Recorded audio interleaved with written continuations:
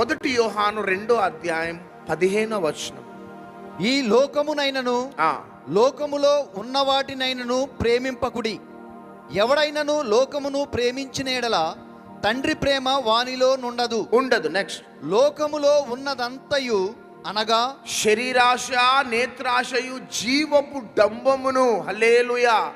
ఏ డంబము? జీవపు డంబము. ఇంగ్లీష్లో ఏమని ఉంటుందంటే ప్రైడ్. ఇంగ్లీష్లో ఒకసారి వేయాలి, pride of life, life of pride, something చదవాలా ఇంగ్లీష్లో. మొదటి యోహాను నెక్స్ట్,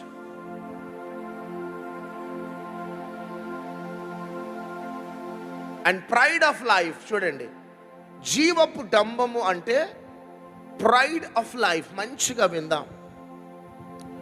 ఈ భూమి మీద పుట్టిన ప్రతి మనిషి చాలా పేదరికం నుంచి, దారిద్రత నుంచి, ఒంటరితనం నుంచి, నిందల నుంచి, అవమానాల నుంచి, తృణీకరణ, నిందలు అన్నిటితో తన జీవితం ప్రారంభించబడుతుంది. దేవుడు దయదలిచి ఒక విశ్వాసిని, ఒక దైవజనుణ్ణి క్రమక్రమంగా దేవుడు ఆశీర్వదిస్తూ, దీవిస్తూ, చివరికి ఒక స్థాయిలోకి వచ్చిన తర్వాత కొన్ని దీవెనలు ఇస్తాడు. ఇంకొక స్థాయిలోకి వచ్చిన తర్వాత కొన్ని దీవెనలు ఇస్తాడు.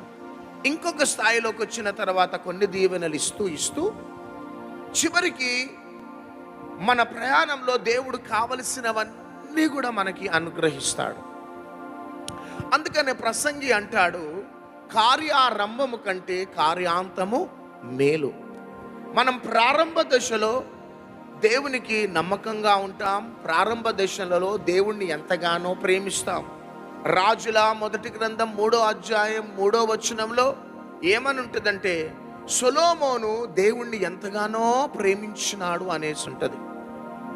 దేవుని మీద ప్రేమ కలిగిన వాడట సొలొమోను. 3:3 చాలా ప్రేమించేవాడు సొలొమోను దేవుణ్ణి.